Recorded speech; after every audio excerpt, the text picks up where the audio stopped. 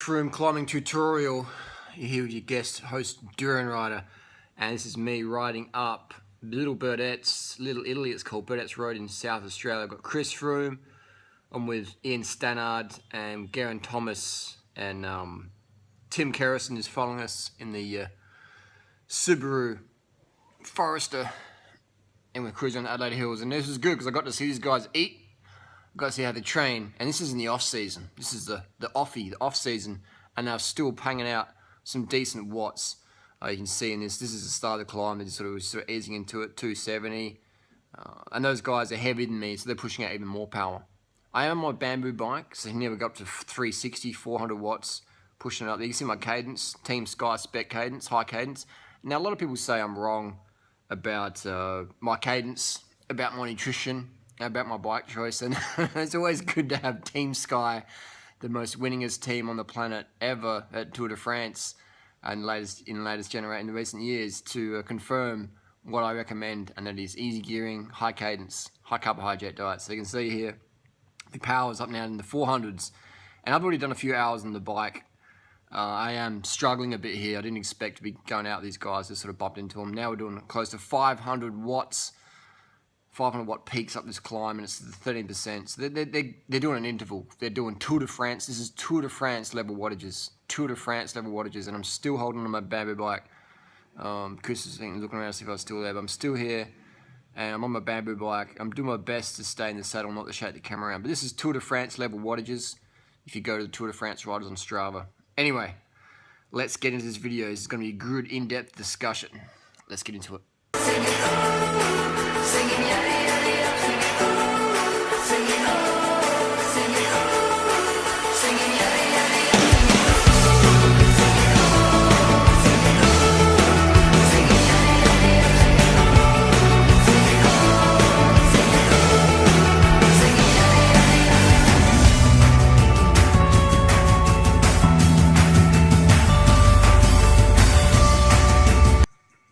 Okay, so we have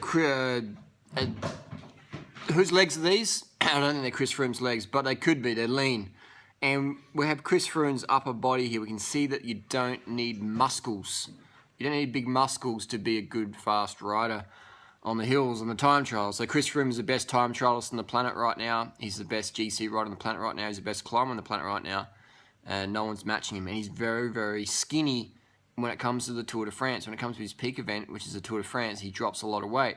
He doesn't hold that weight all year long, and that's what a lot of amateurs forget, is they try and hold super light weight all year long, and their performance just suffers. Their hormones suffer.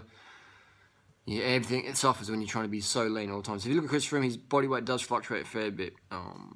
He's about 186 centimeters. I would say in these pictures, he'd probably be pushing the 67.8 kilo sort of weight limits there. But what we're going to do is we're going to see Chris Froome's pedaling technique, and we can see here, I'm just going to move my camera, we can see here that we've got the high cadence, and this is, we're just tapping it out here. This is tapping it out. We're just tapping it out right now. We're probably going to Norton Summit in maybe, just easy pace, maybe 17, 18 minutes. What does that mean for the average person who's never ridden Norton Summit? Not much, but we're doing it pretty fucking easy. We're talking shit about bananas and all sorts of stuff, and these guys know who I am. But it's still, they're pretty down to earth. You wouldn't be getting many soccer players this out down to earth, but I found them pretty quite approachable. And Ian Stannard's got a red Hope hub. Quite interesting. It's got the Hope hubs in there, which I found really. I like the Hope hubs. I rate them better than Chris King. Chris King just get too sloppy too quick. They sound nice, but anyway, I digress. So this whole thing about train low, race high when it comes to carbohydrates. So when you're training, don't eat carbohydrate. Don't eat carbohydrate, just eat fat. Eat coconut oil or bacon when you're training. Wake up, have a fatty breakfast, on the bike, have fat for lunch, go to bed, have fat for dinner. And it's like, because you're not racing. So only eat carbohydrates on the days where you're going to win the Tour de France. And that is just these amateurs out there. And I've never met anyone in my life who actually lives that philosophy, does that diet regime, and it can push out decent watts. Then most of the time they're fat, out of shape noobs on the bikes. And it doesn't make them bad people, but they're just following bad advice, and they're never going to get better if you're following that gimmick bullshit. And I've ridden probably over 1,000 pro riders since 2003 when I started doing TDU. little, bunch riders in the back, just observing the riders. And they like it because I can keep up on the climbs and I can teach them where to go, show them where to go, show them the loops, show them the stages. They love it when I'm there. So it's been great that I've been able to see what goes on. And all these riders are motherfucking cutting the fuck up. They drink Coke, they eat bananas, they're drinking sports drink, they're pouring sugar water in their bottles, they're having jam sandwiches, they're having cakes, they're having pasta dishes, they're having rice, they're having cereal, sugar. They're just carving the fuck up every fucking day. Some riders, though, get these nutritionists out there who have no fucking idea, and they do these calorie restriction programs, and their performance suffers.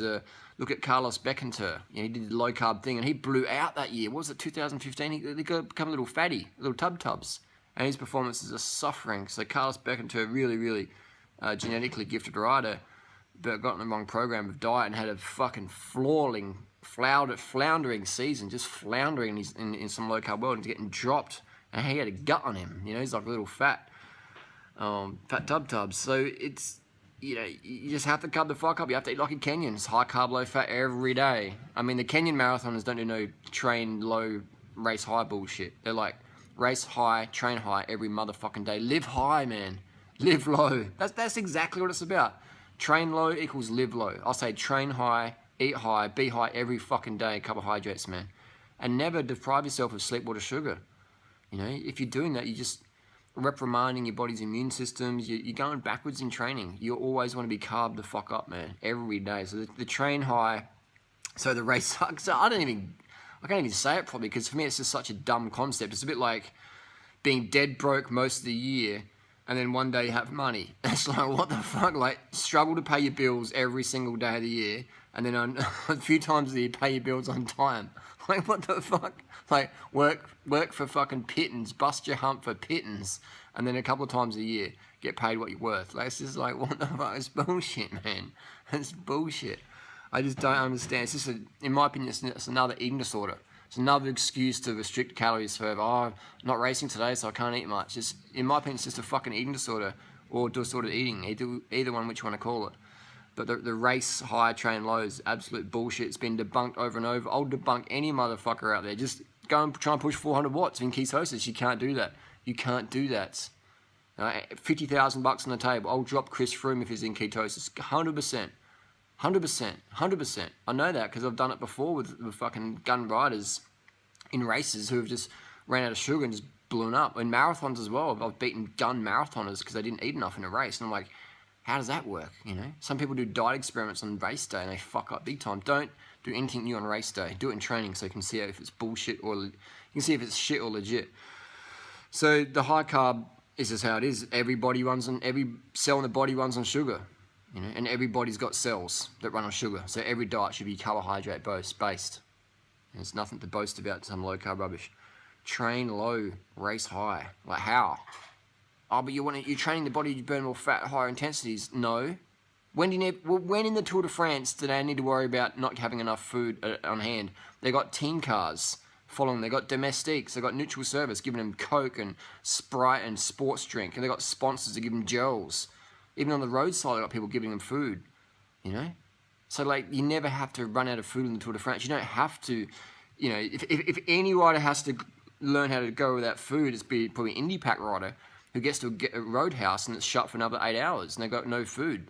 They've got to ride another 200 k's and nothing. Maybe an Indie Pack rider, but still, your immune system's going to be fucked. You're going to get run down, going to get sick, and your red blood cells are going to get fucked up, and your immune system, so your metabolism and your immune system, I just said that though, your metabolism's going to slow down. I just burped, but you want to always be carving the fuck up. Otherwise, your motivation to training is going to drop, man. So show me one real world example of someone who does train low, race high. There's none. There's nothing. There's none of them. And if there's any pros out there doing, let me know because I'll film myself dropping them. Because I'll be doing 400 watts and they'll be doing 250 watts bonking and I'll be dropping them like Uncle Chester dropped all the guys up Norton Summit on the e-bike. You just can't do train low, race high. Do it. Train low means no carbohydrate. Low carbohydrate. It's like 100 grams of carbs a day. It's 400 calories a day. Like training on 400 calories a day when you're burning 4, 5, 10,000 calories in a day. Like your metabolism is going to be fucked as much as your performance is going to be. So it's absolute rubbish. It's been debunked over and over. It's just like the Atkins diet. It's just, I don't know how the fuck these things continue on, but it's just people who want to have a little reason to cut their calories even more. I say just live more, man. Don't cut your calories. Cut carbs, cut life, bro. You know? Carb the fuck up, get it done. If you're cutting your carbs, you're going to cut your watts. If you cut your watts, you're going to cut your ability to go fucking hard and launch it at 400. You need to attack at 800 to 1,000 watts. If you're not attacking at 800 to 1,000 watts, you know, you got to do some more fucking training. So, and you got to carb the fuck up. Attack at 800 watts, 1,000 watts, and then boom, drop down to 400 watts and hold that as long as you can. You know? Serious fucking training. None of this low carb bullshit. If you're doing low carb shit, you're not a fucking real cyclist. You're a muppet. A low carb muppet.